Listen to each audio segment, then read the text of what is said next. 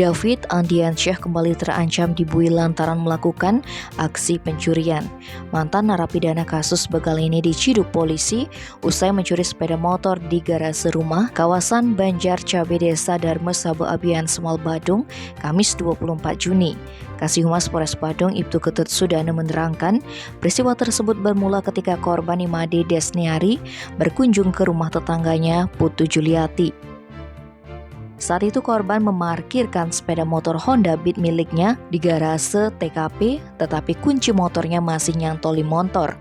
Ketika korban kembali sekitar pukul 13, didapati motornya telah raib. Atas kejadian ini wanita asli Banjar Cabe melapor ke polisi.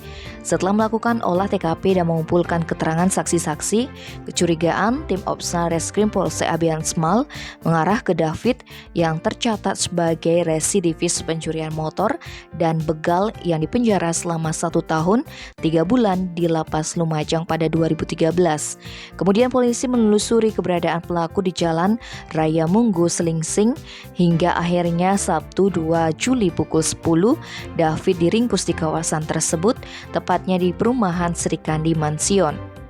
Lantaran mencoba melawan petugas, pelaku terpaksa dihadiahi timah panas di kaki kanannya. Saat diinterogasi, pria asal Lumajang, Jawa Timur tersebut mengaku datang ke TKP, menaiki motor Vespa Matic lalu diparkir di suatu tempat. Pelaku memanjat tembok garase dan membawa kabur motor korban, mengingat kuncinya nyantol. Menariknya, Vespa yang dipakai beraksi ternyata merupakan hasil curian di wilayah Tabanan. Akibat perbuatannya, David kembali terancam penjara 5 tahun. Tim Bali Express melaporkan.